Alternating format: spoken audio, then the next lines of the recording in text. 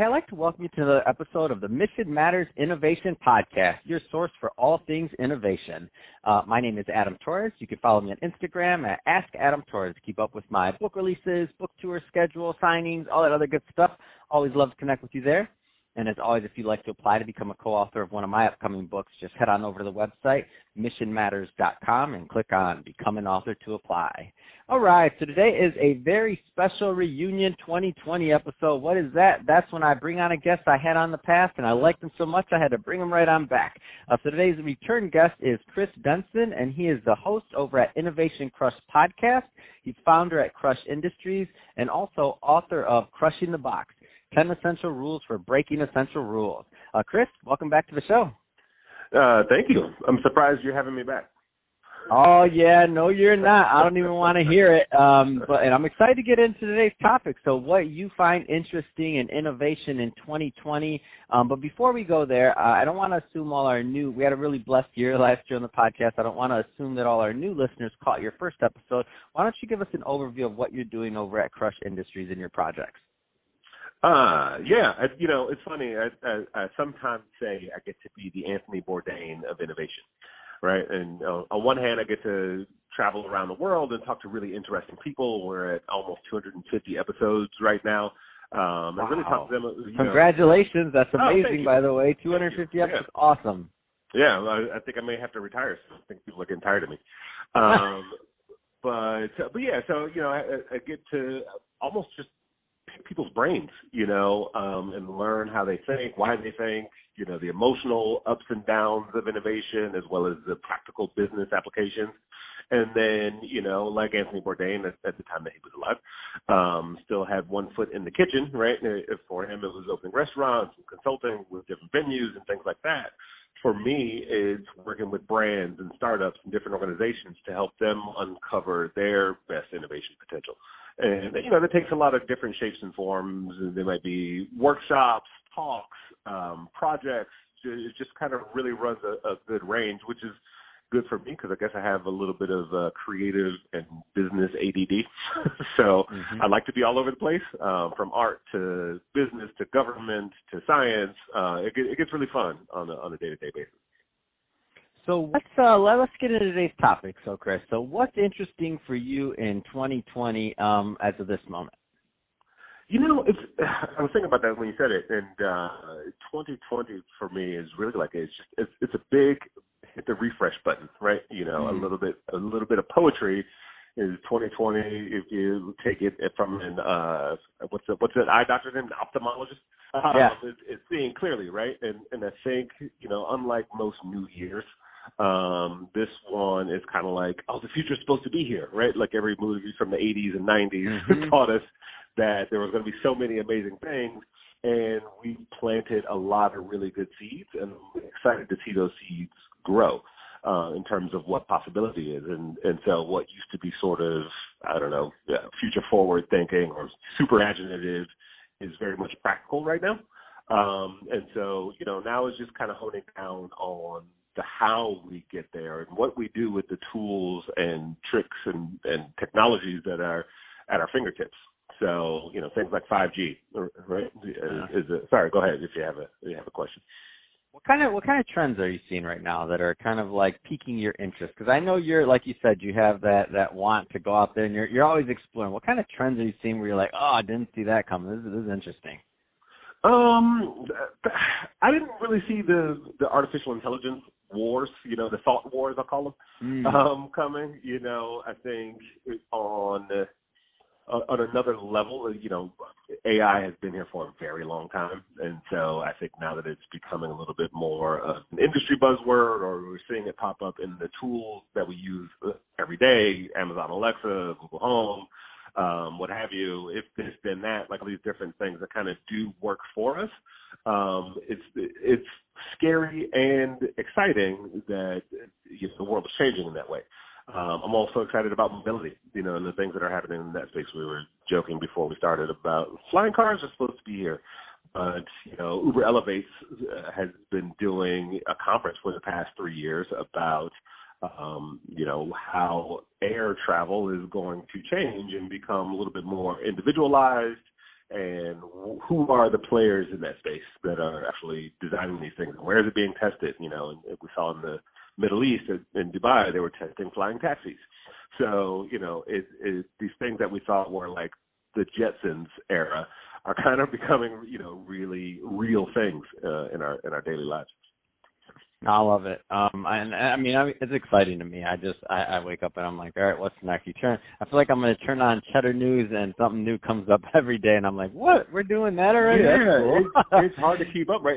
And it can feel overwhelming. You're like, every day there's another headline. And, you know, I think at the same time there's a lot of like retro thinking, like where, you know, what are some things that have always been tried and true, whether it's a business operation or a marketing moment or, you know, some form of entertainment where we're like, oh, that's kind of always, the mechanics are still the same, but the delivery methods are a little bit different.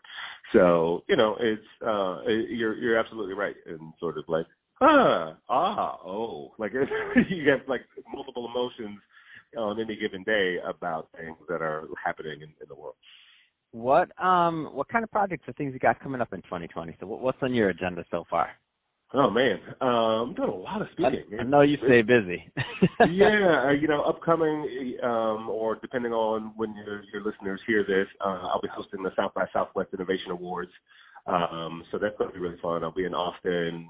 We have so many different categories, from healthcare to artificial intelligence to education to farming, and you've got just, you know, looking through all of the submissions and what people have created in those spaces and beyond is pretty amazing. We've put together a few different workshops. Last year, we created an event called Gov City, which is a 2.5-day think tank for government innovators. So folks like Air Force, NASA, U.S. Census Bureau, you know, so many different organizations are trying to figure out, like, how do we serve our citizens better and differently? And if we are innovators inside a system that actually has a lot of yellow, if not red tape, unlike a Google of the world where you're like, oh, go ahead and create that. You know, take your 20% of your time to work on that side project. Inside government agencies, there's a lot more hurdles. And I find that, you know, in many cases, the more hurdles we have, the more ingenuity required.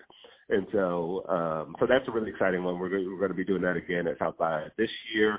Kind of taking a little bit more of an observer's seat this time around, but like laying that foundation, and this will be the third one that's been completed, is going to be pretty exciting. Yeah, so and that's really exciting. Yeah.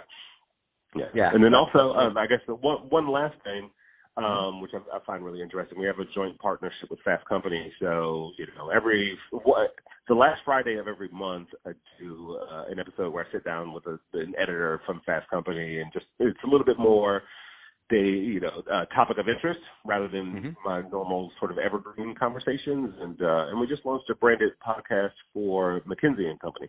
So it's been a pretty fun journey so far in this 4 weeks, 8 weeks we've had of the year. I was just gonna say we're almost to Q2, man. I love it. Well, that's awesome, Chris. So let's see. So for the listeners here, where's the best way they can follow you? They can follow your work, and let's definitely get your book in there. I know we talked about it in the first episode, but again, we got a lot of new listeners. They may not have caught it. So let's get a little bit of a background on your book, please. Crushing the Box: 10 Essential Rules for Breaking Essential Rules, and Amazon #1 bestseller. I'd be duly missed if I didn't say that. It's just a really good handbook for organizations and individuals who want to innovate better. I think we all have exhibited some potential or appetite for innovation, and no matter what level of the game you're in, you know, I think there's a lot of really good anecdotes and things from my guests as well as my own personal experience to kind of dump into the book that you're like, all right, here's the 10 most common, or I guess I should say uncommon, rules I've seen followed and or broken to create innovation. So, you know, I'm still touring around with that, still doing a lot of talks with the book, and so far so good. My daughter doesn't like it, but that's okay. My son can't read yet. so it's not entertaining for the youngers. But then, you know, as far as like where you can find me, I mean, online is really easy. Thecrush.co is my website. I think I do a fairly good job of keeping it updated. So you can find out different places I'll be or different projects we're involved in. And then, obviously on socials, Densonology, DENSONOLOGY, the study of myself, I guess. And Innovation Crush, both of those handles are pretty much everywhere. And LinkedIn is pretty active as well. So, and the podcast. Let's not forget the podcast, guys. Of course. They're listening to you right now. They're listening to you right now on the podcast. They want more podcasts. Come on, tell us. Interestingly enough, I was feeling a little nostalgic and republished an interview today that I did when I first started the show with Sugar Ray Leonard. Wow. It's good timing. So it was a really exciting conversation. It was fun. He did not punch me. I didn't punch him. I didn't want to go there. But yeah, if you go to thecrush.co or Innovation Crush on any of your favorite podcast platforms, we're there. So by all means, please listen, like, comment, share, tell me you hate it, whatever comes to mind after you encounter an episode, I'm up for it. Man, that's awesome. Well, hey, Chris, it's been awesome catching up with you for this 2020 reunion episode. Looking forward to catching up with you in 2021, see what's going on. I'm sure you're going to have a whole new thing on your plate that we'll be talking about. I know you don't stay still, so thanks again for coming on the show. Thank you. To the audience, as always, thank you for tuning in. Hope you got a lot of value. Hope you had a lot of fun listening to this. If you did, don't forget, subscribe to the podcast, leave me a review in the Apple iTunes store, do all those good things we do to support our podcasters. It does mean a lot to me and my team. And Chris, thanks again for coming on.